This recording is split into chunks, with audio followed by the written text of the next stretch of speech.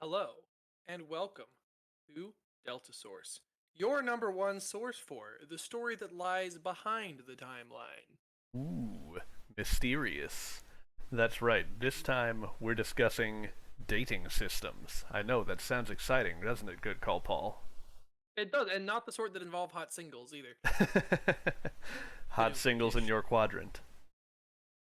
Uh, Today we are in fact talking about ABY and BBY. Isn't that exciting? yes. Uh, it actually kind of is because it's the backbone upon which the stories were told. You know, when do things take place in Star Wars? And I don't know about you, good call, Paul, but I learned some very interesting things while I was researching this episode. I also did learn a couple of things and also remembered a few things that I'd long since forgotten. So let's go ahead and take a look at what the guiding questions that led us to do this episode. The Yes. first is we were curious, how did the ABY BBY system get created? Who invented it? When? Why? Where? Um, Another question. What year would Luke Skywalker say it is? Or just any character, would they Right. say ABY BBY, or would they have something else? Um, are there any other dating systems that exist? And if there's any others that exist, do any of them actually make sense more than ABY BBY? Whether they're ones that already exist or ones that we could think up. That's kind of where we were motivated for this episode, and those are the questions that will be guiding our discussion. So we're gonna jump right in and start with, how was the ABY BBY system created? And that is going to come to us in this book from 1994, A Guide to the Star Wars Universe, the revised and expanded second edition. Ooh, I think I might actually have that book somewhere in my house. Actually, That's pretty exciting. it is. Yeah, I think I found it at like a yard sale or something. But I haven't actually really looked through it very much. I kind of figured when I got it that I knew most everything about Star Wars already. Well, Uh, you probably do and did, but we're gonna reference this anyway. So that's all right.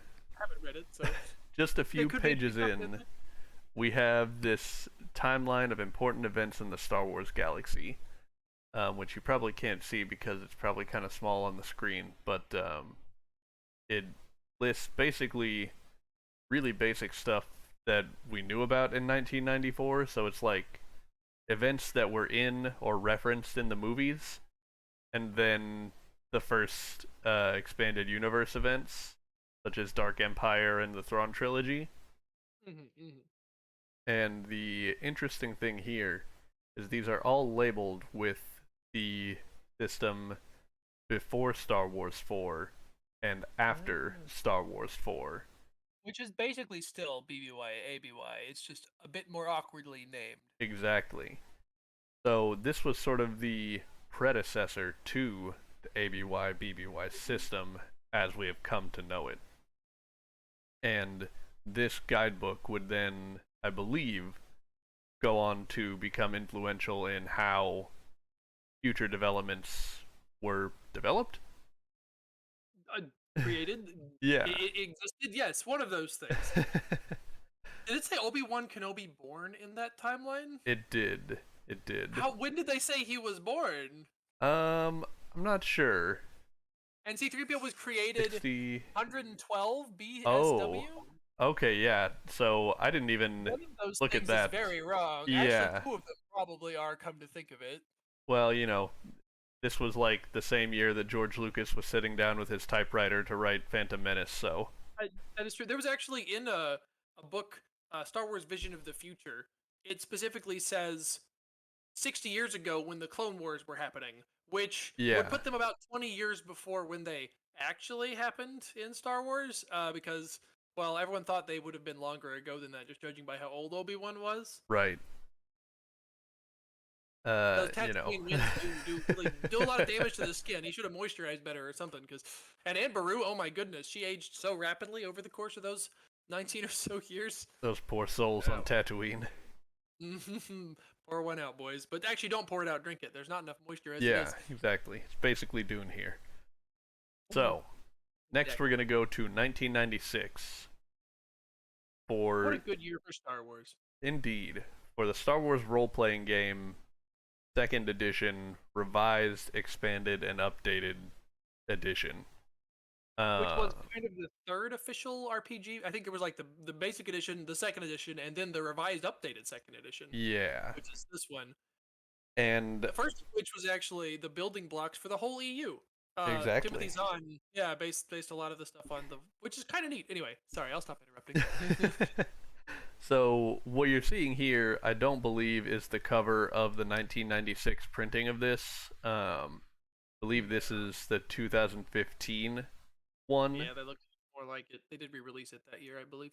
That was the only scans I could find of this book, but it has this disclaimer that this is basically the same book, just with some extra stuff or reordering stuff. But Mhm. I don't believe that these scans from 2015 would contradict what was in No, 1996. I'm sure they didn't deliberately change things for no reason. Yeah. So, in this book, you go to the section on the galaxy. We have this note on dating conventions right before the history section. We zoom in here. So, I'm gonna take this paragraph to be like written in 1996, probably. Sure. And it says we've chosen to mark the years in this rulebook with the emerging dating standard that establishes the true significance of the Empire's decline and rebellion's unstoppable triumph, and thus we take the 0 point as the Battle of Yavin, um, giving us BBY and ABY. So that, I think, is an important explanation for us to keep in mind moving forward about why that was chosen as the delineation. Indeed. So yeah, 1996. This role-playing guidebook is the first time ABY and BBY was actually like said, printed on page, spoken into existence. Exactly. When it was formally adopted, or at least by this guy, by the legions of RPG players, which, it was a pretty popular game back in the day, from what I Yeah. understand. So next, oh, okay, yeah.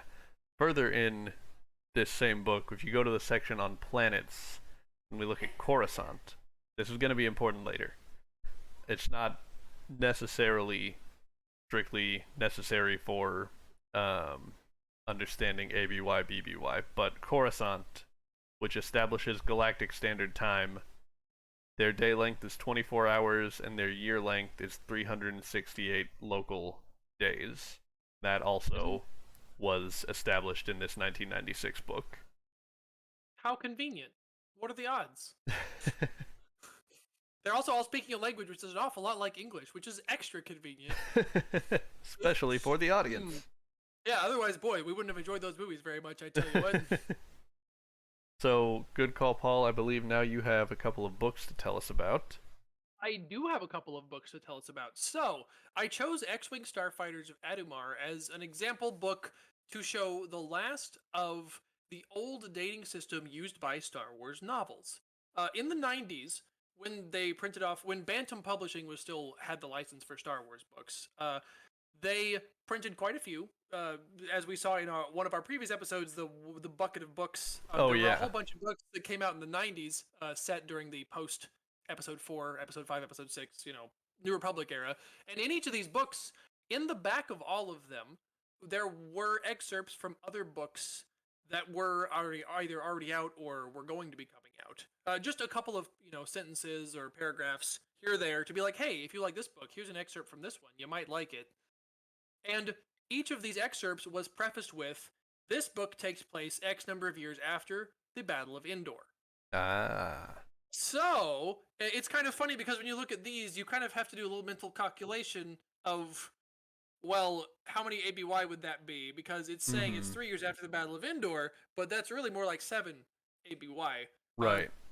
I remember when I was a kid, I made up a little Star Wars timeline of my own on like a piece of notebook paper in class one day based off of the information in the backs of these books, because I wanted to keep it straight in my head. I didn't know Wikipedia was a thing yet. We didn't have internet at my house at that point. It Or might if we not did, have it was been a thing dial-up yet. and- I don't know.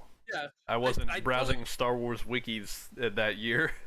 it's true. I don't even know when Wikipedia came into being. It was probably '06 or '07, so it might have not been one yet, because it was like, anyway, I made my own is my point. And it was based Yeah. off of the post Battle of Endor uh timeline rather than the BBY ABY.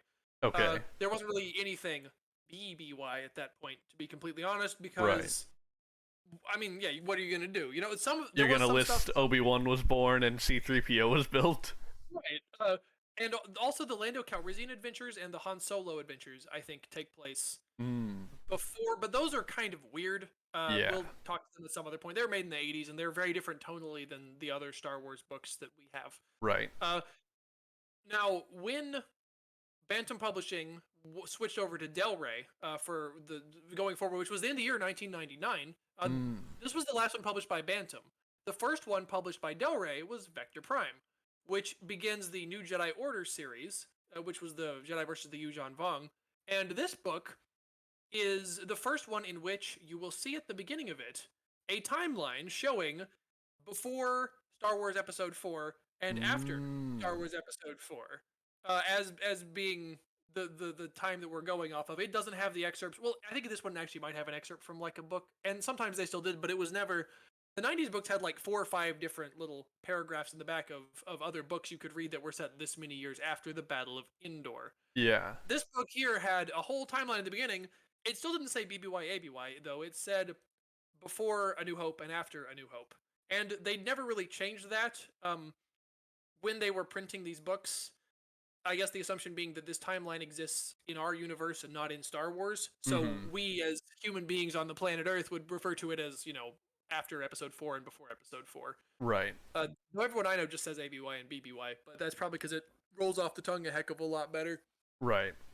So the switch was made from Battle of Endor to Battle of Yavin when they switched publishers from Bantam to Del Rey. Okay. And this would seemingly be a knock-on effect from the build-up from 94 to 96 with establishing that ABY, BBY standard, and then finally the book publishing got on board with that as well as the role-playing game. Yeah, that does seem likely, because there's a reason why Timothy Zahn got a lot of the details from the Star Wars universe that he incorporated from a role-playing game supplement, and that's because if you're going to run an RPG set in a world, you need to know a lot more about it than if you're going to like write a book set in it. And knowing like travel distances and how much stuff costs and what planets are where and what years stuff happened matters a lot more to you as a dungeon master, I guess, or a force master. I don't know if they had some sort of special name for the Star Wars RPG. A Jedi master, perhaps? Probably. But you are not on this council. Wait, no, other way around. We do grant you master, but you're not on the council. He'd be like, oh, okay, that's kind of weird, but I'm fine with that, I guess. He might have still been mad, to be honest. He was a little bit of a angsty boy about that sort of thing. Anyway, so yeah, I think that's what it was they saw the RPGs were doing it, and they switched publishers, and they're like, we'll do that too. Okay, very nice, and very also nice. We'll stop publishing free samples of our books in the back of our other books, which, to be fair, the internet was also becoming more of a thing at that point, so I'm assuming that like you could probably just download a free sample of the book if you wanted to. Probably so. And you don't have to pay for extra paper. That's also true. Yeah. Anyway, there you go. That's my little revelation about that. Excellent. Moving on, we have another book-born timeline that you are here to explain about. Yeah, the most obscure and shortest lived is the Clone Wars timeline, which was specifically printed in any book that was part of the Clone Wars multimedia project. It might have been in the comics as well. I'm honestly not sure. But it was in every book, even like the young readers books, like the Young Boba Fett series still had this timeline printed in them, and it goes by months after the Battle of Geonosis. And on the page here is printed months after Attack of the Clones, above the column of numbers. Right, because it's, I guess I was assuming it's our universe and not Star Wars again, therefore. it just gives you a bit more of a granular look, I guess, because you have all this stuff happening over the course of these 3 years that you need to kind of more clearly lay out what month it was happening because, well, it's only 3 years. I mean, they cram a lot of stuff, and even especially now, I think the Clone Wars is the most like probably overtread era in all of Star Wars because we have so many books and games and TV shows about it that it's so Yes. much stuff happened, man. Apparently, they packed a lot of living into those 3 years. As you can see here, we've got a nice little zoom in on 36 months after Revenge of the Sith. So exactly 3 years. 35 months you had Ooh. the Hunt for Darth Sidious with Labyrinth of Evil, a Young Boba Fett books 31 months after, and so on. This one was unique in that it didn't just include novels. It also included children's books, it included Mm. comics, and it even included one video game. The Clone Wars game from '03, where you drove around in a little tank and shot at Count Dooku's dark Sith harvester weapon, I think. It's pretty fun for what it was. I I feel didn't like this even was consider that it's unique in mixing formats. That's yes, pretty it is. It nifty. is that is pretty nifty. It was because the only other time that happened was in earlier versions of the BBY ABY timeline that they started with Vector Prime. It Mm. would list off. Sometimes it would list off young reader series like the Young Jedi Knight series, but that was mostly just because there weren't that many Star Wars books yet. Yeah. At the point where there were 114 of them, they stopped listing books that were not novels. Basically, it was it was intended Yeah. for audiences under 16, then they just weren't going to mention it. Uh, Oof. Sorry and to the kids, I guess. yes, sorry, Young Jedi Knight series and Galaxy of Fear, but um, it was, and I think the only, uh, I think they were kind of trying to appeal to a broad variety of people here by having this appear in all the books and saying, "Hey, if you like this, there's all this other Star Wars stuff. You know, if you're a comic Mhm. book reader, you could, or if you're a video game player." They had a lot of success with Shadows of the Empire back in '96, releasing that as not only a book but also a comic, a video game, and a companion record with the soundtrack on it. Um, Oh. quite the media blitz. And it was the first attempt to really incorporate a video game into the story of Star Wars. Mhm. So this was, I think, sort of them trying to do that again. Yes. But There's only much one bigger video and game over on many this. years. Yeah, much bigger, exactly. So, and I think it worked out pretty well because everyone I know who grew up in that era is like, "Oh yeah, the Clone Wars. That was really cool." Right. So, I So good job, believe Lucasfilm marketing. that's all that we have for Legends. Yes, So, next we're going to move on to Canon. yes, And sir. Your area of expertise. shortly after the acquisition by Disney, um, they published this as part of the Journey to the Force Awakens campaign. And it's Star Wars Absolutely Everything You Need to Know in 2015. I got this copy from my local library, and it had a stamp in it that indicated it used to live at an elementary school library, and I just absolutely love that because, thinking back on our times reading Star Wars books as young kids, the cover design of this looks like it's designed to compete with like the Guinness Book of World Records or Ripley's Believe It or Not or something like that. It does, doesn't it? Yeah, yeah. And a lot of kids were drawn in by this cover because this was a well worn out book by the time it made it to my hands, and that just makes me happy. I'm glad that brought some joy to some children for sure. Yeah. So, in this book, we have a page, a spread about Coruscant. And you remember I asked you a few pages ago, dear audience, to remember that in the 1996 RPG book, Coruscant was said to have a year of 368 days, and the days are I 24 remember that. hours. You set that up brilliantly. Well, let's see what little factoid we have on this page. 24 hours in a Coruscant day, but 365 days in a Coruscant year. So, this is, shortly after the acquisition, and this may come as a surprise to some people, but I have the feeling they were being a little bit haphazard with the canon. No, perish the thought. So mere months later, this is going to be a bit of a pointless diversion, but it's really interesting, so I had to include it. Mere months later, in 2016, I believe March, we have issue number 61 of a really obscure magazine called Build the Millennium Falcon.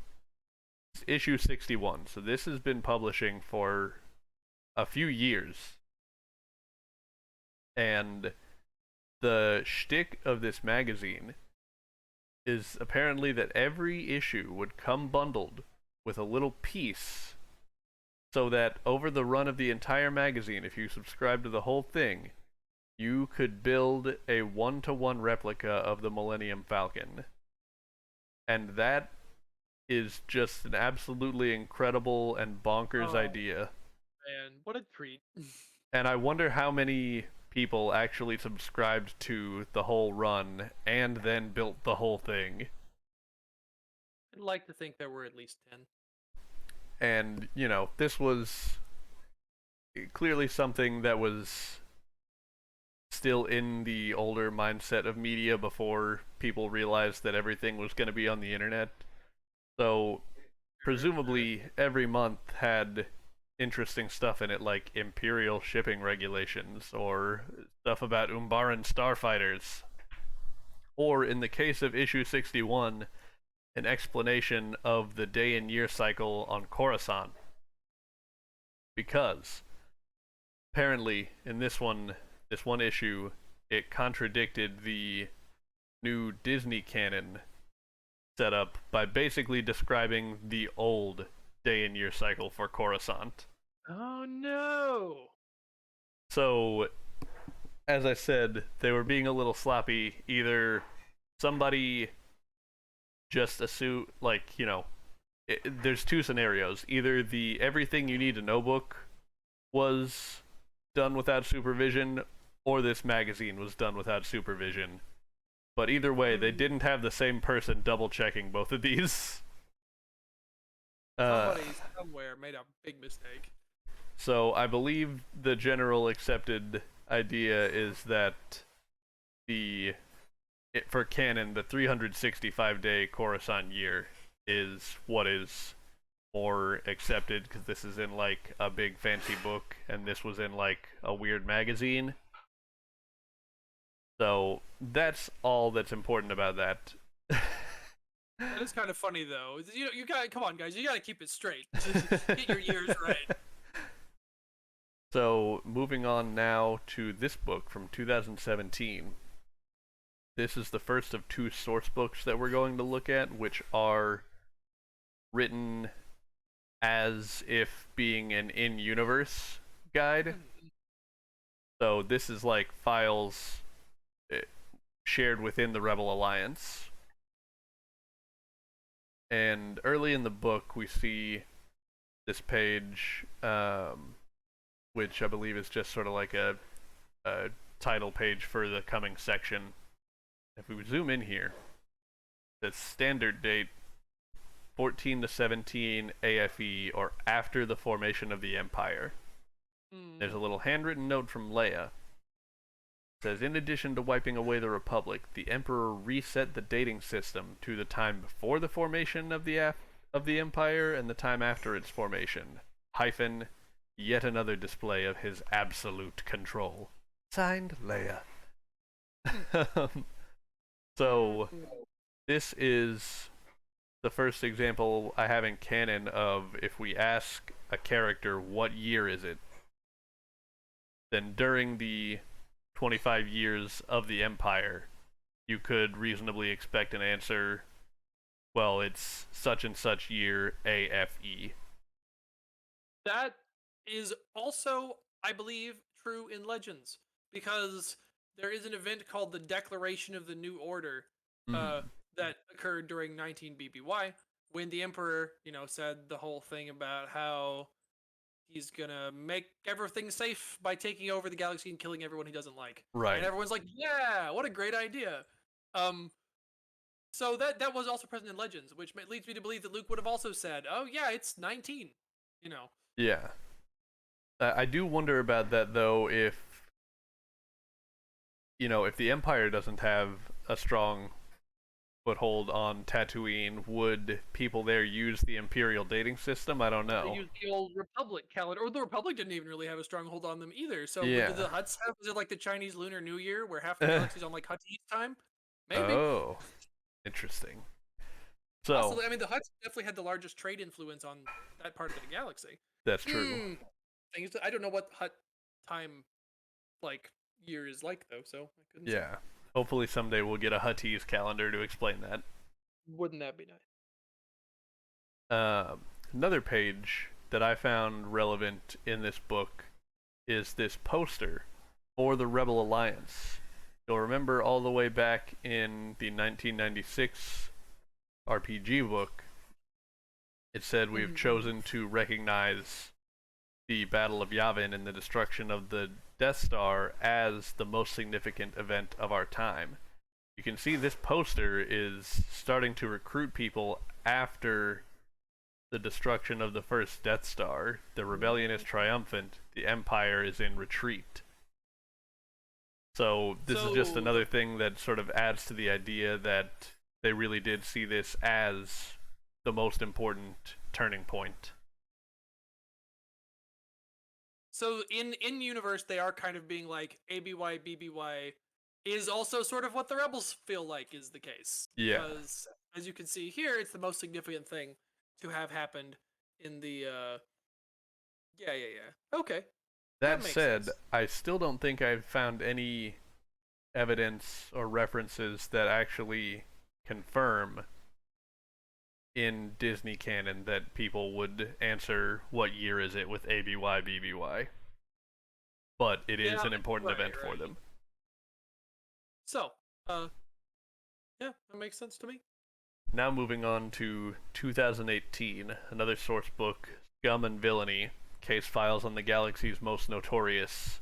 This book is written by, I believe, someone who has a family with a long history in law enforcement in the galaxy, because it's divided into 3 sections of law enforcement before the Empire, law enforcement under the Empire, and law enforcement with the New Republic. And it is written at the end of the current timeline. So, see, this is 2018, so this is at least at the time of The Last Jedi. They didn't have the events of The Rise of Skywalker yet. Right. I don't know how much that would have changed the book, if at all, since nothing else has ever happened after The Rise of Skywalker.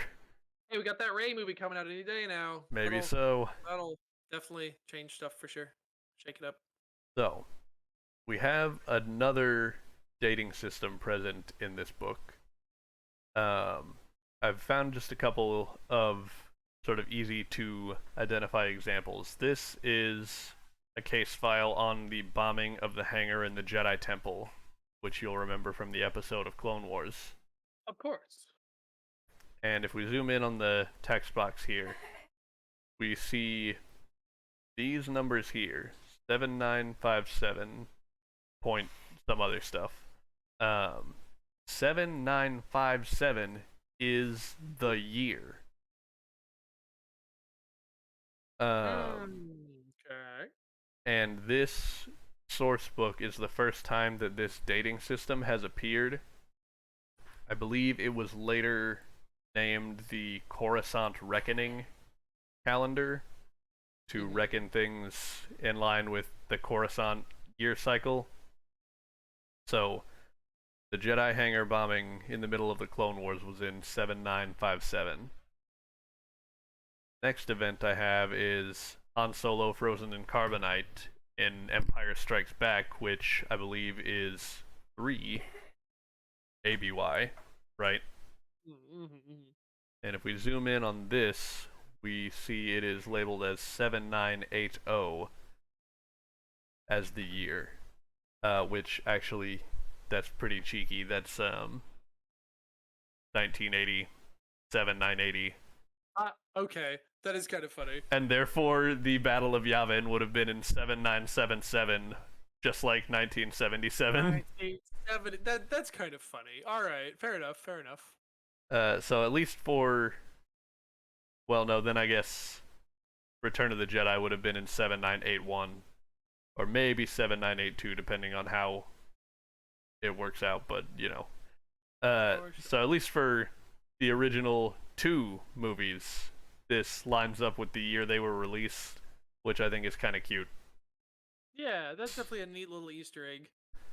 So, with this being written from the perspective of law enforcement historians in like 34 ABY, this dating system has not fallen out of use all of that time after the Battle of Yavin, which leads me to believe that this is probably the most enduring um, calendar system that would be used in current Disney canon. So if you asked Han Solo what year is it right before he got frozen in carbonite, he'd probably say it's 980, Huh. dropping the thousands place colloquially. Yeah, no, that makes sense to me. Um, Interesting. and this dating system has appeared in one other place. I will 100% admit this was only a wiki find for me. Um, I went to a StarWars.com trivia page for the last episode of Andor Season 1. And if Mm-hmm. we zoom in on this trivia here, the brick that Andor touches while sneaking around Ferrix is Clem Andor's funerary stone. It says, in Bazizi script, Clem Andor, and the dates 7896 to 7959. Hmm. Yeah, if I just watched the show, I wouldn't recognize that probably even as language. Um, but according to StarWars.com, this funeral stone is written using the Coruscant Reckoning calendar. And actually, let's figure out what year that is. 7896, 7959. So this was 7959 is just like in the first couple years of the Empire. And that's when Clem Andor passed away, which I haven't watched the Andor series yet. Is that Andor's father, Cassian Andor's father? I think that's his dad, yeah. Okay, yeah. So at least that early on, whenever Clem was buried after the Emperor had already established BFE, AFE, this was in protest, still using the more traditional dating system. Huh. That'll show him. Yeah. And that is all of our slides that we have for this time. Yeah, So that's basically what we got. let's bring it back to our guiding questions. How was the ABY BBY system created? It was a progression of sourcebook influences that eventually caught up to the book publishing. What year would characters such as Luke Skywalker say it is? I think we have a pretty good answer for canon, but what do you think about for legends?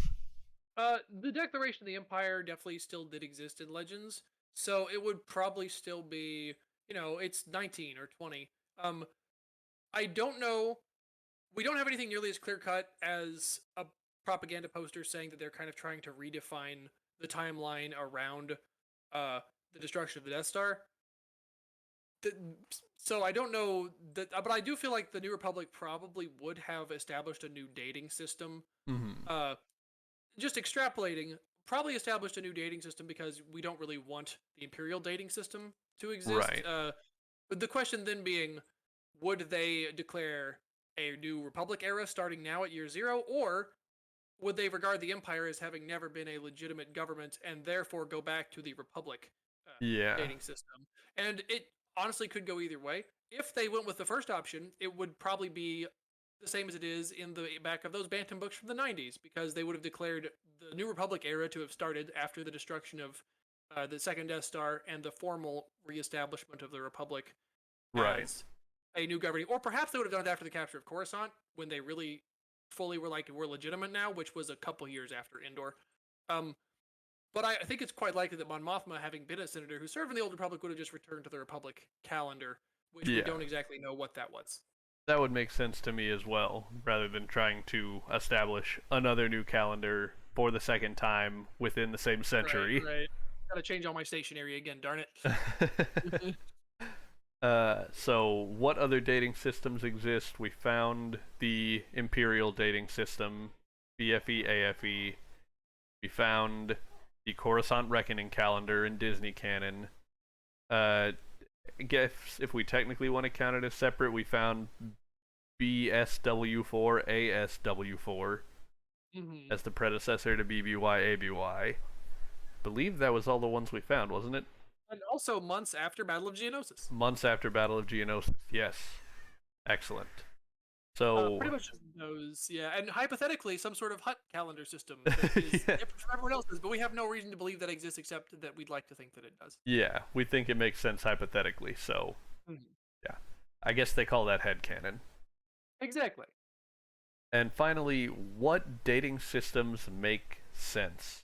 So, good call, Paul. Do you want to go first? Which of these, if any, makes sense, or would you come up with a different one from anything we've seen? From a out of universe perspective, BBY ABY absolutely makes sense because I mean it was episode 4, right? Well, it was just Star Wars at the time, Yeah. but it was where the whole thing got started. So starting there, it definitely makes sense from us, from us looking outside now, from us on the outside looking in. Sure, that absolutely works, and there's probably a reason why Disney stuck with it after everything kind of changed uh, when they decanonized, which was almost exactly 10 years ago now. Oh no. Actually, as of recording this episode, yeah, I think it was in like May of 2014 or maybe April of 2014 that happened. Not to bring the mood down. Yeah. So that's you know, before Disney acquisition, after Disney acquisition. ADA, ADA, exactly. It's almost 10 ADA. In universe, do I think that BBY ABY makes the most sense? Uh, I don't know. Yes, the destruction of the Death Star was certainly a big deal. Um, but on the other hand, I think that it would be more likely that there would be some sort of Republic based dating system that already existed, and I feel like the Republic probably returned to that, though we never learned anything about that. Mhm. If I had to hazard a guess, I would say, or if I had to, actually, no, I'm not even guessing, I'm saying hypothetically speaking, a one that might make more sense in universe would be pre or post Rusan Reformation, Yeah. which is a major event that does exist in canon as well, And actually, or at least it's that's been, a yeah. thousand years before the prequels. Yes, correct. 1,000 years more or less before like Phantom Menace, So which the was Coruscant Reckoning isn't even based on that because it's up in the 7,000s around the time of the saga right. films. It would actually be based. Well, I have no idea when year zero for that would be, to be completely honest. Yeah.